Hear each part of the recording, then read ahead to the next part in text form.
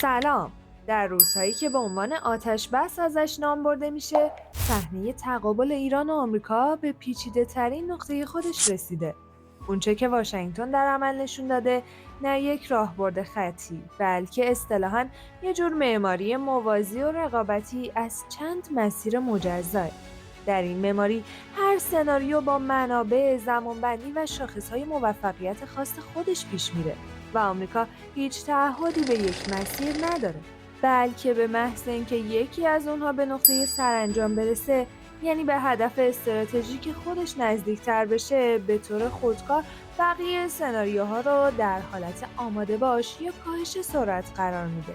البته این به این معنی نیست که بقیه مسیرها رو متوقف میکنه، صرفاً اونها دیگه در اولویت نیستن. در پنجمین قسمت از پادکست کد پلاس قصد داریم به سناریوهای موازی و رقابتی آمریکا در جنگ کنونی بپردازیم. معماری جنگ‌های موازی آمریکا علیه جمهوری اسلامی ایران. کد پلاس، روایت کدهای پیرامون.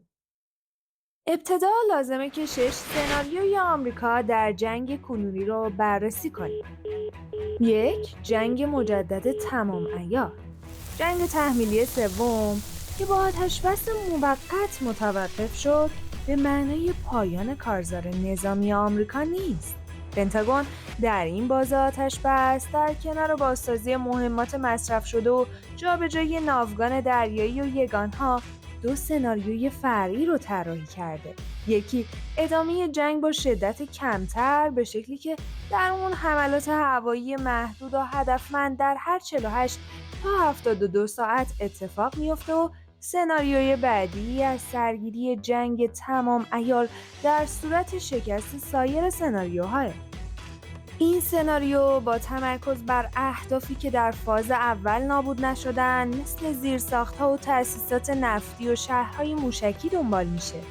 تجربه جنگ با آمریکا نشون داد که فروپاشی ایران محقق نمیشه. بنابراین حالا هدف این سناریو کاهش توان نظامی ایران تا آستانه عدم توانایی در پاسخ متقارن تعریف شده. بنابراین نقطه سرانجام این سناریو از سرگیری جنگ در صورت عدم دستیابی به اهداف از طریق مذاکره یا تحریمه. 2. آشوب داخلی. اونچه که در دی‌ماه 1404 بر ایران گذشت رو نمیتونیم بی ارتباط با شروع تهاجم اسرائیل و آمریکا به ایران ببینیم. دونالد ترامپ و نتانیاهو به دفعات مدعی حمایت از مردم ایران شدن و با اعلام عددهای ساختگی مثل 40,000 کشته در تلاش برای فریب دادن جامعه بین‌الملل و مردم ایران در رابطه با جمهوری اسلامی بودند. حضور ثابت و مستمر مردم در خیابون‌ها در طول جنگ به نوعی فضا رو برای ایجاد آشوب داخلی بست. اما همچنان این سناریو محتمله که دشمن در پی اقدام ایجاد آشوب داخلی باشه. سناریوی آشوب در حال حاضر در فاز انتظار فعال قرار داره، نه تحریک مستقیم به خیزش و دنبال اینه که ظرفیت انفجار رو برای زمان مناسب نگه داره. در کنار اون دشمن تلاش کرده تا حتی میان بدنه انقلابی و حامی نظام هم اختلاف ایجاد کنه. به نظر میرسه نقطه سرانجام این سناریو میتونه شکلگیری مجدد آشوب‌های سراسری باشه. 3. محاصره دریایی و بستن تنگه هرمز. در جریان جنگ ایران تنگه هرمز رو به طور کامل بست و آمریکا نتونست اون رو بازگشایی کنه، به طوری که در طول آتش‌بس یکی از موضوعات بسیار مهم مسئله بازگشایی تنگه هرمز بوده و هست. به همین خاطر آمریکا در روزهای گذشته فشار خودش رو برای عبور افزایش داده و در مواردی به سمت تنگه هرمز نزدیک شده. اما در مقابل سپاه هم اعلام کرده که هر گونه تلاش آمریکا برای عبور با پاسخ نظامی مواجه میشه. در آن سوی ماجرا هم ایالات متحده مطرح کرده که بنادر ایران رو محاصره دریایی و هر کشتی در ارتباط با ایران رو توقیف میکنه. سناریویی که طی روزهای گذشته به ادعای آمریکایی‌ها با هدف ضربه‌زنی به چاه‌ها و زیرساخت‌های نفتی اجرایی شده. نقطه سرانجام این سناریو فشار شدید به ایران با اعمال محاصره دریایی برای داشتن دست برتر در جریان مذاکرات یا وقوع یک درگیری دریایی یا ساحلی در خلیج فارس ارزیابی میشه. 4. مذاکره دیپلماتیک. سناریوی مذاکره متناقض‌نما اما واقعیه. در اوج جنگ، پاکستان به عنوان میانجی اصلی وارد صحنه شد. بعد از آتش‌بس و 21 ساعت مذاکرات فشرده در اسلام آباد، این مذاکرات بدون نتیجه به پایان رسید و در ادامه هم علیرغم پایان 14 روز، اما آتش‌بس همچنان ادامه پیدا کرد. اون چه که طی روزهای گذشته پیرامون این سناریو در حال وقوع، فعال شدن خطوط دیپلماتیک موازی توسط شخصیت‌های پاکستانی، ایرانی و آمریکایی در منطقه و فراتر از اون. نقطه سرانجام مورد انتظار در این سناریو ادامه دار بودن روند آتش‌بس و امضای چارچوبیه که به ترامپ اجازه بده در انتخابات نوامبر 2026 یه دستاورد خارجی داشته باشه. 5. تحریم حداکثری. جنگ اخیر خسارات اقتصادی سنگینی به ایران تحمیل کرد و آمریکا بلافاصله بعد از آتش‌بس عملیات اقتصاد خشمگین رو به عنوان فاز دوم فشار و مکمل عملیات نظامی خشم حماسی شروع کرد. خزانه‌داری آمریکا این اقدامات رو معادل مالی یک کارزار بمباران توصیف کرده. بسته تحریمی جدید شامل 3 لایه میشه. لایه اول، مسدودسازی کامل دسترسی ایران به سویفت و هشدار به بانک‌های چین، هنگ کنگ، امارات و عمان برای قطع هر گونه تراکنش مالی با ایران با تهدید اعمال تحریم‌های ثانویه. لایه دوم، تحریم کلی شرکت‌های ثالث هندی، چینی و ترکی که هر گونه کالای راهبردی، حتی دارو و مواد اولیه غذایی به ایران عرضه کنند. لایه سوم، تحریم شخصی 10 مقام ارشد نظامی، هسته‌ای و غذایی. همزمان محاصره دریایی آمریکا در تنگه هرمز تشدید شده و میتونه در بلند مدت چالش‌هایی رو به همراه داشته باشه. این سناریو که مستقل از سایر مسیرها پیش میره، نقطه سرانجامش توقف کامل صادرات نفت ایران و ناتوانی دولت در پرداخت حقوق کارمندان تا پایان تابستانه. 6. فشار بر محور مقاومت. در جریان این جنگ، محور مقاومت برخلاف پیشبینی‌های آمریکا و رژیم صهیونیستی به صورت هماهنگ در چند جبهه وارد عمل شد.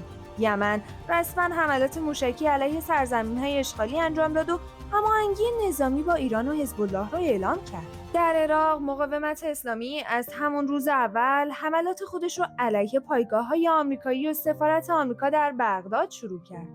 در لبنان، حزب الله برخلاف تصور مقامات اسرائیلی که گمان می‌کردند این گروه تضعیف شده، ظرف چند روز وارد جنگ شد و با حملات موشکی به شمال اسرائیل و حتی تل‌آویو خط مقدم جدیدی باز کرد.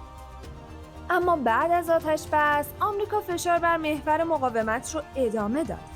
در لبنان با وجود اعلام آتش‌بس، اسرائیل هرچند محدودتر اما به حملات هوایی علیه زیرساخت‌ها و فرماندهان حزب الله ادامه میده.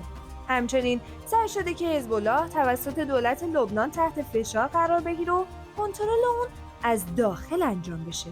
در عراق هم شماری از فرماندهان محور مقاومت تحریم شدند. به نظر میرسه نقطه سرانجام این سناریو قطع کامل خطوط ارتباطی محور مقاومت، تضعیف قابلیت‌های موشکی انصارالله و از بین بردن توان حزب الله باشه. اون چه باید مورد توجه قرار بگیره منطق موازی سازیه که آمریکایی‌ها از اون پیروی میکنن. باید پرسید که چرا آمریکا هیچ سناریویی رو رها نمی‌کنه و همه رو به صورت موازی پیش میبره؟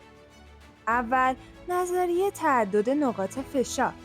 آمریکا به خوبی میدونه که ایران در دفاع از خودش نقطه آسیب پذیر مطلق نداره. به عبارت دیگه، فشار صرفاً بر یک محور نمیتونه آسیب جدی به ایران وارد کنه. مثلا تحریم باعث میشه ایران با جابجایی منابع از محورهای دیگه تاب بیاره. اما وقتی چند سناریو به طور همزمان اجرا میشن، ایران مجبور میشه ظرفیت محدود خودش رو بین هر جبهه تقسیم کنه. در نتیجه سرعت فرسایش منابع ایران به طور قابل توجهی افزایش پیدا میکنه. دوم، اصل رقابت داخلی در دستگاه تصمیم‌گیری آمریکا. پنتاگون، وزارت خارجه، سیا، خزانه‌داری و دفتر نماینده تجاری آمریکا هر کدوم سناریوی مورد علاقه خودش رو دنبال میکنه. رئیس جمهور آمریکا عمدن این رقابت رو مدیریت میکنه تا بهترین نتیجه رو در کوتاه‌ترین زمان دریافت کنه. هیچ نهادی مجبور به توقف فعالیت خودش نیست تا زمانی که یک سناریوی دیگه رسما به نقطه سرانجام برسه. این یعنی حتی در حین مذاکرات بمب‌افکن‌ها در حالت آماده باش پروازی هستن و تحریم کننده ها بسته‌های جدید تحریمی طراحی میکنن. سوم، استراتژی اولین سرانجام.